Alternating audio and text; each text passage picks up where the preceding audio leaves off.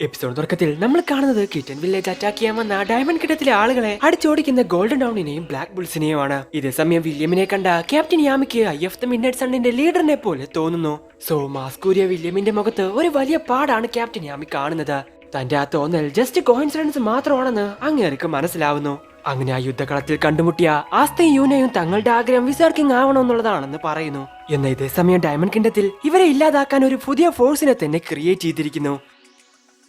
പിന്നീട് നമ്മൾ കാണുന്നത് റോയൽ ക്യാപിറ്റലിലെ ഹോസ്പിറ്റൽ പോലെയുള്ള ഒരു സ്ഥലമാണ്. പരിക്ക് പറ്റിയ ഫഗോലിയനെ ശുശ്രൂഷിച്ചുകൊണ്ടിരിക്കുകയാണ് ഡോക്ടറിനെ പോലെയുള്ള ഒരാൾ. അപ്പോഴാണ് ആരോ അലറുന്ന ശബ്ദം അവർ കേൾക്കുന്നത്. നോക്കുന്ന സമയത്ത് ആസ്തയും പൊക്കി പിടിച്ച് ക്യാപ്റ്റൻ യാമി അങ്ങോട്ട് വരുന്നു. ഹേ യാമി, വരൂ വരൂ എന്ന് പറഞ്ഞ ഡോക്ടർ അവരെ അകത്തോട്ട് വിളിക്കുന്നു. ഇതാരാ എന്ന് ചോദിക്കുകയാണ് ആസ്ത. വളരെ പവർഫുൾ ആയിട്ടുള്ള ഒരു റിക്കവറി മാച്ച് ആണ് അവൻ. എന്റെ കൈക്ക് പരിക്ക് പറ്റിയ സമയത്ത് അവനാണ് അത് ഹീൽ ചെയ്ത് തന്നത്. നിന്റെ കൈയും ഇവര് ശരിയാക്കി തരും എന്ന് പറഞ്ഞ് ക്യാപ്റ്റൻ അവനെടുത്ത് ഒറ്റയേറെ അങ്ങ് എറിയുന്നു. Nice to meet you. ഞാൻ ഓവൻ. വിസാർഡ് കിങ്ങിന് നേരിട്ട് റിപ്പോർട്ട് ചെയ്യുന്ന ഒരു റിക്കവറി മാച്ച് ആണ്. ഞാൻ എങ്ങനെയാ നിങ്ങളെ സഹായിക്കേണ്ടത്? എന്ത് കാര്യങ്ങളെല്ലാം ഇവർ വിസാർഡ് കിങ്ങിനോട് നേരിട്ട് റിപ്പോർട്ട് ചെയ്യുമെന്നോ? അങ്ങനെയാണെങ്കിൽ എന്നെ പറ്റിയും പറയുമല്ലോ എന്ന് പറഞ്ഞ് എക്സൈറ്റഡ് ആവാണ് ആസ്ത. ശരി, എനിക്ക് കുറച്ച് പണിയുണ്ട് എന്ന് പറഞ്ഞ് ക്യാപ്റ്റൻ യാമി അവിടെ നിന്നും പോകുന്നു. ഗാംബ്ലിങ്ങിനാണല്ലേ പോകുന്നേ എന്ന് വിളിച്ചു ചോദിക്കുവാണ് ആ ഡോക്ടർ. ശരി, നിന്റെ കൈ കാണിക്ക് എന്ന് പറഞ്ഞ ആ ഡോക്ടർ അവനെ അവിടെ ഇരുത്തുന്നു. Water recovery magic koala operation എന്ന് പറഞ്ഞ് വളരെ പവർഫുൾ ആയിട്ടുള്ള അവരുടെ റിക്കവറി മാജിക് ഉപയോഗിക്കുന്നു. എന്റെ ഈ മാജിക് ഉപയോഗിച്ച് ഏത് തരത്തിലുള്ള പരിക്കാണെങ്കിലും വളരെ നിസ്സാരമായിട്ട് അത് ഭേദമാക്കാൻ സാധിക്കും. യാമിയെ പോലെയല്ല, നിങ്ങളുടെ മസിൽസ് ഒക്കെ വളരെയധികം ഹാർഡാണ് എന്ന് പറയുവാണ് ആ ഡോക്ടർ. താങ്ക്സ്, ഞാൻ വളരെയധികം ഹാർഡ് ആയിട്ടുള്ള വർക്കൗട്ട് ആണ് ചെയ്യുന്നത് എന്ന് ആസ്ത പറയുന്ന സമയത്താണ് ആ ഡോക്ടർ ഒരു കാര്യം ശ്രദ്ധിക്കുന്നത്. അത് കണ്ട അവർ അവനെ തന്നെ നോക്കുന്നു. അപ്പോഴാണ് അതുവഴി നമ്മുടെ ഫിൻഡ്രൽ അങ്ങോട്ട് വരുന്നത്. ഡോക്ടറിന്റെ റിക്കവറി മാജിക് മൂലം ഉണ്ടായ ആ ജെല്ലി ഫിഷിനെ നോക്കി തന്നെ നിൽക്കുവാണ് ഫിൻഡ്രൽ. ഇതേസമയം ആസ്തയുടെ കയ്യിലോട്ട് തന്നെ നോക്കിക്കൊണ്ടിരിക്കുന്ന ഡോക്ടർ ആസ്ത എന്ന് പറഞ്ഞ് എന്തോ ഒരു കാര്യം അവനോട് പറയുന്നു. അതെന്താണെന്ന് നമ്മളോട് പറയുന്നില്ല. ആ കാര്യം കേട്ട് എന്ത് ചെയ്യണോന്നറിയാതെ ആസ്ത ഞെട്ടിത്തരിച്ചിരിക്കുവാണ്. ഇതേസമയം പുറത്തു നിന്നിരുന്ന ഫിൻഡ്രലും ആ വാർത്ത കേൾക്കുന്നു. ഫിൻഡ്രലിനും ഇനി എന്ത് സംഭവിക്കുമെന്ന് അറിയാൻ പാടില്ല. അങ്ങനെ കുറച്ചു സമയത്തിന് ശേഷം ആസ്ത ബിൽഡിംഗിൽ നിന്ന് പുറത്തോട്ടിറങ്ങുന്ന സമയത്താണ് ഫിൻഡ്രലിനെ കാണുന്നത്. ഹേയ് ഫിൻഡ്രൽ, നീ എന്നെ കാത്തിരിക്കുവായിരുന്നോ എന്ന് ചോദിക്കുകയാണ് ആസ്ത. അതെ, ക്യാപ്റ്റൻ യാമിയും ഇപ്പൊ വരാമെന്ന് പറഞ്ഞു പോയതാ, എവിടെയാണെന്ന് അറിയില്ല എന്ന് ഫിൻഡ്രൽ പറയുന്ന സമയത്താണ് ഗാംബ്ലിംഗിൽ വിജയിച്ച് വിജയശ്രീ ലാളിതനായിട്ട് ക്യാപ്റ്റൻ യാമി അങ്ങോട്ട് വരുന്നത്. ഇന്ന് ശരിക്കും എന്റെ ലക്കി ഡേ ആയിരുന്നു ഫിൻഡ്രൽ. ശരി, നമുക്ക് പോകാം, പോർട്ടൽ ഓപ്പൺ ആക്ക് എന്ന് പറഞ്ഞ് അവരവിടെ നിന്നും പോകുന്നു. തിരിച്ച് ബ്ലാക്ക് ബുള്ളിന്റെ ഹൈഡൌട്ടിലോട്ട് വന്ന ഫിൻഡ്രൽ ആസ്തയെ പറ്റി ഡോക്ടർ പറഞ്ഞ കാര്യം ഇങ്ങനെ ആലോചിച്ചിരിക്കുവാണ്.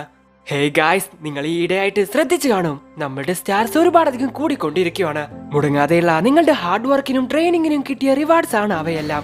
സോ അത് കാരണം ഇന്ന് ഞാൻ നിങ്ങൾക്കൊരു പാർട്ടി തന്നെ ഒരുക്കി വെച്ചിട്ടുണ്ട് എന്ന് വിളിച്ചു പറയുകയാണ് യാമി.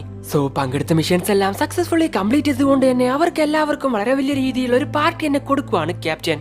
അങ്ങനെ ഫുഡൊക്കെ കഴിച്ച് അവരെല്ലാവരും എൻജോയ് ചെയ്തുകൊണ്ടിരിക്കുന്ന സമയത്താണ് ആസ്ത എന്താ ചെയ്യുന്നതെന്ന് നോയൽ നോക്കുന്നത്. കൈകൊണ്ട് വയ്യാത്ത ആസ്ത കാല് വെച്ച് കഴിച്ചുകൊണ്ടിരിക്കുകയാണ്. ഇത് കണ്ട് ഇഷ്ടപ്പെടാത്ത നോയൽ അവനെ അടിച്ച് അങ്ങ് തെറിപ്പിക്കുന്നു. അങ്ങനെ പാർട്ടി കുറച്ചുകൂടി എന്റർടൈനിങ് ആവാൻ വേണ്ടി അവരോട് എല്ലാവരോടും എന്തെങ്കിലുമൊക്കെ കാണിക്കാൻ പറയുവാണ് ക്യാപ്റ്റൻ. ഫിൻഡ്രൽ തന്റെ മാജിക് ഉപയോഗിച്ച് തന്റെ തലയ്ക്ക് എന്നെ കൂട്ടിക്കൊണ്ടിരിക്കുകയാണ്. എന്ന ചാർമിനാണെങ്കിൽ ഒരു പ്ലേറ്റിന്റെ പുറകിലിരുന്ന് അവളുടെ ഫുഡ് എല്ലാം തിന്ന് തീർക്കുന്നു. ഇതേസമയം ഗ്രേ ആ വലിയ രൂപത്തിലോട്ട് മാറുന്നു. അങ്ങനെ അവരെല്ലാവരും കളിച്ചു ചിരിച്ച് അവിടെ നല്ല രീതിയിൽ എൻജോയ് ചെയ്തുകൊണ്ടിരിക്കുകയാണ്. അപ്പോഴാണ് ആസ്ത ആ കാര്യം പറയുന്നത്. ഹേ ഗായ്സ്, എനിക്ക് നല്ല ക്ഷീണം തോന്നുന്നുണ്ട്, ഞാനൊന്ന് പോയി കിടക്കട്ടെ. ശരി, റെസ്റ്റ് എടുക്ക ആസ്ത എന്ന് മാഗ്നയും പറയുന്നു. ആസ്തയ്ക്ക് ഇതെന്തു പറ്റി? അവൻ അത്ര ഹാപ്പിയാണെന്ന് തോന്നുന്നില്ലല്ലോ എന്ന് അവനെ കണ്ട് പറയുവാണ് നോയൽ. ഇല്ല, അവന് ഹാപ്പിയാണ്, പക്ഷെ അത് അവന്റെ അഭിനയമാണെന്നാണ് തോന്നുന്നത്. ഇതൊക്കെ കേട്ട് ഫിൻഡ്രൽ എന്ത് പറയണമെന്നറിയാതെ അവിടെ നിൽക്കുന്നു.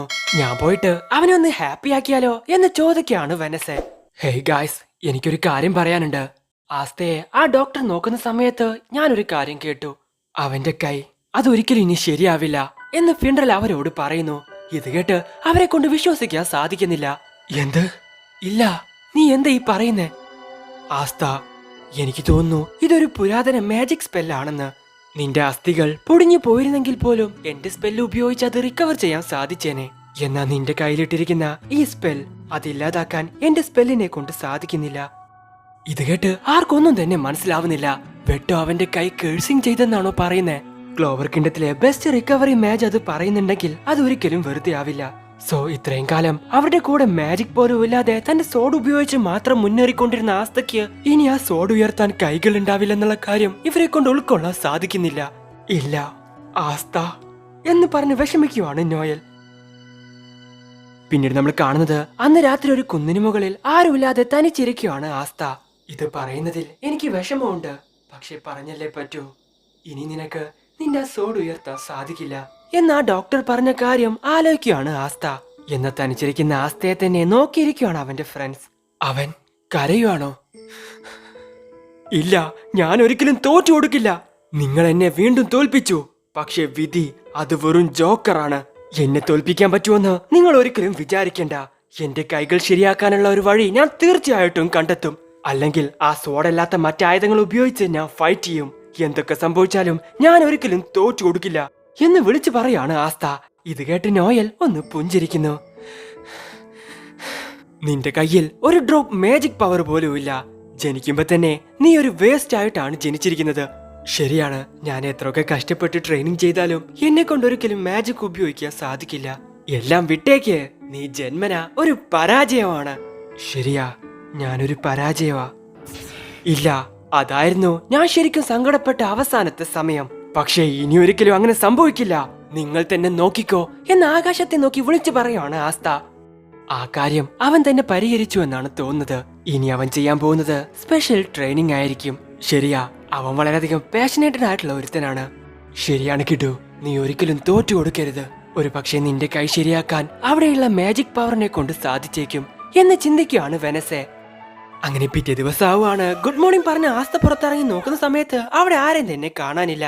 എല്ലാവരും ഇത് എവിടെ പോയി, ഇനി എഴുന്നേറ്റില്ലേ എന്ന് ആസ്ത പറയുന്ന സമയത്താണ് പുറത്തു നിൽക്കുന്ന ഫിൻഡലിനെയും നോയലിനെയും അവൻ കാണുന്നത്. ശരി, അതെല്ലാം എല്ലാവരുടെയും കാര്യമാണ് എന്ന് നോയൽ പറയുന്ന സമയത്ത്, ജീസ്, അവരെല്ലാം വളരെയധികം ദൂരെയാണ്. എനിക്ക് കുറച്ച് കാര്യങ്ങൾ ചെയ്യാനുണ്ട്, ഞാൻ പോയാലോ? പിന്നെ ആസ്തയെ ശരിയാക്കാൻ വേണ്ടി അവരെല്ലാവരും സീക്രട്ട് ആയിട്ട് പോയിട്ടുണ്ടല്ലോ എന്ന് ഫിൻഡൽ അവളോട് പറയുന്നു. ഇത് കേട്ടത് ആസ്തയ്ക്ക് ഒന്നും തന്നെ മനസ്സിലാവുന്നില്ല. ഇതൊരു മിഷന്റെ ഭാഗമല്ലാത്തത് കൊണ്ട് അവരെല്ലാവരും ഒരുമിച്ചാണെന്ന് എനിക്ക് തോന്നുന്നില്ല. ഇതേ സമയമാണ് മരുഭൂമി പോലെയുള്ള ഒരു സ്ഥലത്തൂടെ നടന്നു പോകുന്ന ലക്കിനെയും മാഗ്നയും നമ്മൾ കാണുന്നത്. മാഗ്നയും ലക്കും ഉപേക്ഷിക്കപ്പെട്ട ആ തരിശു ഭൂമിയിൽ ഹണ്ടിങ് ചെയ്തുകൊണ്ടിരിക്കുകയാണ്. ഗൗച്ചിയും കാർഡനും റോയൽ ലൈബ്രറിക്കകത്ത് ആ സ്പെല്ല് ഇല്ലാതാക്കാൻ എന്തെങ്കിലും ബുക്ക് കിട്ടുമോ എന്ന് പറഞ്ഞ് അന്വേഷിച്ചുകൊണ്ടിരിക്കുകയാണ്. ചാർമിനും ഗ്രേയും കേഴ്സുകളെ ഇല്ലാതാക്കാൻ പറ്റിയ പുതിയ ഇൻഗ്രീഡിയൻസ് എന്തെങ്കിലും ഉണ്ടോ എന്ന് തെരഞ്ഞുകൊണ്ടിരിക്കുകയാണ്. സോ ആസ്തയെ പഴയതുപോലെ ആക്കാൻ അവരെല്ലാവരും അവരെ കൊണ്ട് പറ്റുന്ന കാര്യങ്ങളൊക്കെ റിസർച്ച് ചെയ്തുകൊണ്ടിരിക്കുകയാണ്. ഇതൊക്കെയിട്ട് ആസ്തയെ കൊണ്ട് വിശ്വസിക്കാൻ സാധിക്കുന്നില്ല. നീ ഇത്രയധികം കഷ്ടപ്പെടേണ്ട ആവശ്യമൊന്നുമില്ല. പുറത്തുനിന്നും വന്ന ഒരു ചെറിയ എലിക്കുട്ടി മാത്രമാണ് നീ. ഈ ഭൂമിയുടെ അറ്റത്തുള്ള സാധാരണക്കാരിൽ സാധാരണക്കാരനായിട്ടുള്ള ഒരാൾ മാത്രമാണ് നീ. മാജിക് ഇല്ലാതെ ഈ ലോകത്ത് നിന്നെ കൊണ്ടൊന്നും ചെയ്യാൻ സാധിക്കില്ല. ജനിക്കുമ്പോ തന്നെ നീ ഒരു തോൽവിയായിട്ടാണ് ജനിച്ചിരിക്കുന്നത് എന്ന് പണ്ട് മറ്റുള്ളവർ അവനെ പറ്റി പറഞ്ഞതെല്ലാം ആസ്ത ആലോചിക്കുന്നു. ഒരു പക്ഷെ അവന്റെ കയ്യിൽ ഒരു ഡ്രോപ്പ് മാജിക് പവർ പോലും ഇല്ലായിരിക്കാം. പക്ഷെ അവൻ ഒരിക്കലും തോറ്റു കൊടുക്കില്ല. ശരിയാ, മാജിക് പവർ ഇല്ലാഞ്ഞിട്ട് പോലും അവൻ എല്ലാത്തിലും മുൻപിലാണ് നിൽക്കുന്നത്. മാജിക് പവറുള്ള നമ്മളെ പോലും പല സാഹചര്യങ്ങളിലും അവനാണ് പ്രൊട്ടക്ട് ചെയ്തിട്ടുള്ളത്. ഞാൻ ആരാണെന്നും എന്റെ ഉള്ളിലെ ശക്തി എന്താണെന്നും മനസ്സിലാക്കി തന്നത് ആസ്തയാണ്. ഇപ്പോ അവന് വേണ്ടി ഫൈറ്റ് ചെയ്യാനുള്ള നമ്മുടെ അവസരമാണ് എന്ന് പറയുവാണ് നോയൽ. സോ തനിക്ക് വേണ്ടി തന്റെ സുഹൃത്തുക്കൾ എഫേർട്ട് എടുക്കുന്നത് കണ്ട് ആസ്തയെ കൊണ്ട് വിശ്വസിക്കാൻ സാധിക്കുന്നില്ല. സത്യം പറഞ്ഞ അവനക്ക് പറയാൻ വാക്കുകൾ കിട്ടുന്നില്ല. അന്ന് എനിക്ക് ഒരുപാടധികം സങ്കടം ഉണ്ടായിരുന്നു. കാരണം മാജിക് കൊണ്ട് ഞാൻ ഒരിക്കലും അനുഗ്രഹിക്കപ്പെട്ടിട്ടില്ല. എന്നാ ഇപ്പോ എന്റെ നല്ലത് ആഗ്രഹിക്കുന്ന ഒരുപാട് നല്ല ഫ്രണ്ട്സ് എന്റെ കൂടെയുണ്ട് എന്ന് പറഞ്ഞ് കരയുവാണ് ആസ്ത. ഇത്രയും ഉത്സാഹത്തോടെ നിങ്ങൾ സാധാരണ ജോലികൾ ചെയ്യുമായിരുന്നെങ്കിൽ എന്ന് പറഞ്ഞ് സന്തോഷിക്കുവാണ് ക്യാപ്റ്റൻ.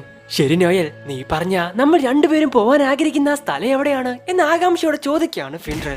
സോറി, നീ ഉദ്ദേശിക്കുന്ന പോലത്തെ ഒരു സ്ഥലമല്ല അത് എന്ന് പറഞ്ഞ് നോയൽ അവന്റെ മോന്ത കിട്ടുന്നു കൊടുക്കുന്നു. നമ്മൾ പോകുന്നത് എന്ത്? ശരിക്കും? ശരിയാണ്, നമുക്കറിയാത്ത ചില കാര്യങ്ങൾ അവർക്കറിയുമായിരിക്കും. അല്ല, നമ്മുടെ വെനസ എങ്ങോട്ടായിരിക്കും പോയിട്ടുണ്ടാവുക? അവളാണ് ഇവിടെ നിന്നും ആദ്യം പോയത്. ഒരുപക്ഷെ ഇതിനുള്ള സൊല്യൂഷൻ അവളുടെ മനസ്സിലുണ്ടായിരിക്കാം എന്ന് നോയലും പറയുന്നു. ശരി, നമ്മളിനി ഇവിടെ നിന്ന് സമയം കളയണ്ട, നമുക്കും പോകാം. സോ അവിടെ നിന്നും പുറപ്പെട്ട അവർ രണ്ടുപേരും കാട്ടിനകത്തുള്ള ഒരു പഴയ വീട്ടിലോട്ടാണ് വരുന്നത്. അവിടെ ചെന്ന് ഡോറിൽ മുട്ടിയ അവർ കമ്മിങ് എന്നൊരു ശബ്ദം കേൾക്കുന്നു. ഞങ്ങൾക്ക് കുറച്ച് കാര്യങ്ങൾ പറയാനുണ്ട് എന്ന് പറഞ്ഞ് നോയൽ ആ ഡോർ അങ്ങ് തുറക്കുന്നു. അപ്പോഴാണ് അവൾ ആ കാഴ്ച കാണുന്നത്. വസ്ത്രമൊന്നും ഇടാതെ ഒരാൾ അത് അവളുടെ മുമ്പിൽ നിൽക്കുന്നു. ഇത് കണ്ട് ടെൻഷനായ നോയൽ അവനെ അടിച്ചങ്ങ് തെറിപ്പിക്കുന്നു.